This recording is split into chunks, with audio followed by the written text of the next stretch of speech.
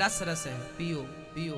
पेवत भागवतम रसमालयम, ये रस से भरी भागवत है। कौन सा रस है? कृष्ण रस, राधा नाम का रस, भक्ति का रस, ज्ञान का रस, वैराग्य का रस, इसमें रस ही रस है। दुनिया का एक भागवत ही एक ऐसा रस है जिसे हम लोग रोज 3 घंटे पी सकते हैं।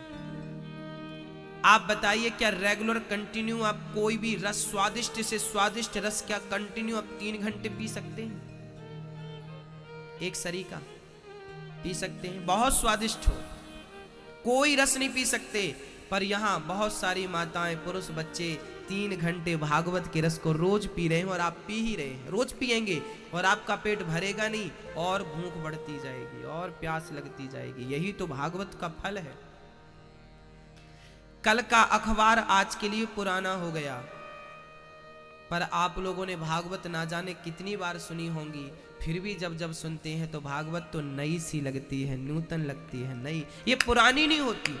यही तो इसकी विशेषता है।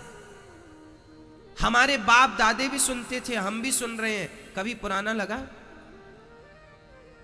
कभी पुराना नहीं लगता। ये इसमें एक नूतनता है, नयापन है, यही तो भागवत की विशेषता है।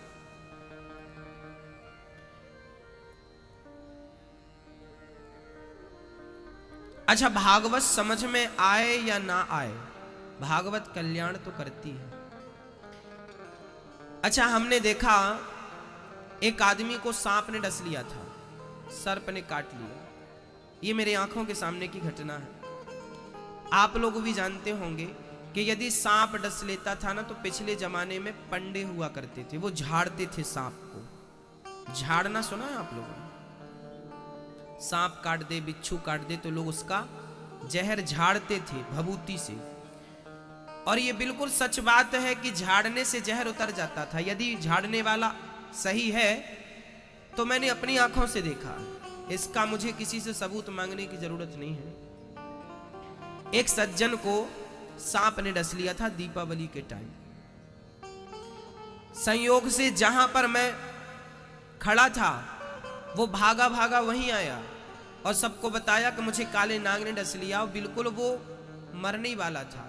तभी किसी ने बताया कि फलाना झाड़ता है, पर वो बहुत दूर था, तो उसने फोन से झाड़ना शुरू किया। मरीज के कान में फोन लगाया गया। उस टाइम पे 1 रुपए का सिक्का डालो और फोन लगता था, वो डिब्बा चलता था। तो हम भी वहीं खड़े थे। मरीज जिसको सांप काटा उसके कान में फोन लगाया, सामने वाले वो पंडा जी ने वहां से झाड़ना शुरू किया। साहब मैं खड़ा रहा, देखते देखते वो जैसा जैसा बताया कि वैसा वैसा करो। पीपल के पत्तों का वो कान में डालना, वो मंत्र वहां से पढ़ना, और देखते देखते सांप का जहर उतर जाना। अर्थात वो बिल्कुल अचेत सा हो गया था, उठ के बैठ गया, स्वस्थ हो गया, बात करने लगा और हंसता घर चला गया 10 मिनट के अंदर।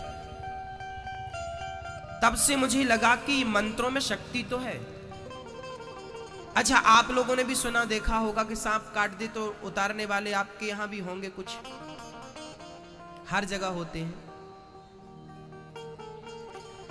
अच्छा, पंडा जी ने मंत्र कौन सा पढ़ा ये तो हमें समझ नहीं आया, मरीज को भी समझ में नहीं आया, पर जहर उतर गए ये बात समझ में आ गई।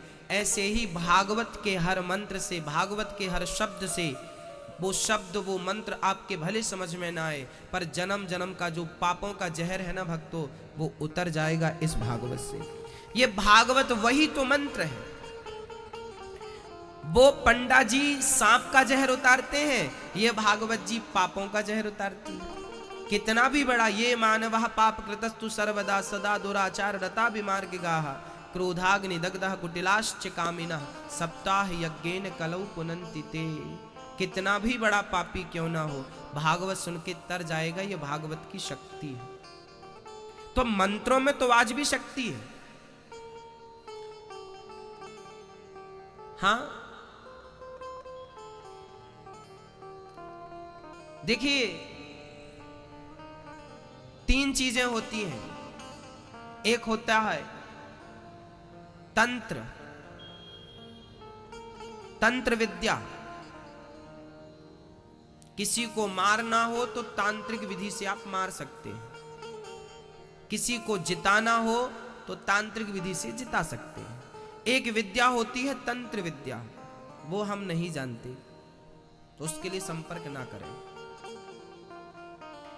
एक विद्या होती है तंत्र विद्या, दूसरी विद्या होती है मंत्र विद्या।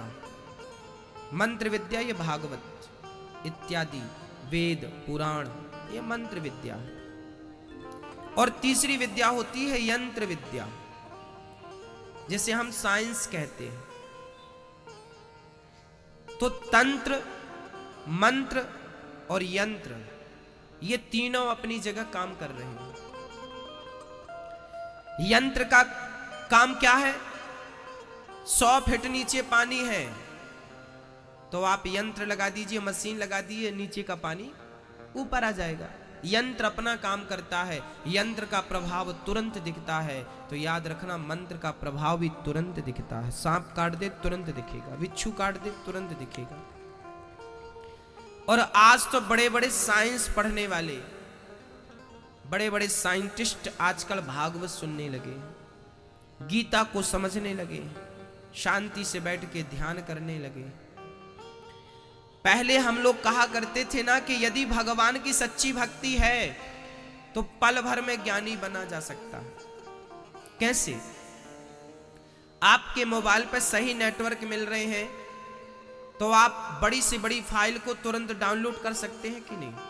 आप एक क्लिक करेंगे 20 सेकंड के अंदर फाइल डाउनलोड हो जाएगी। ऐसे ही जब आपके मोबाइल का नेट ठीक चल रहा हो, मतलब कनेक्टिविटी मिल रही है, नेटवर्क मिल रहा है, नेटवर्क मिल रहा है तो तुरंत डाउनलोड हो जाता है, कोई भी चीज हो।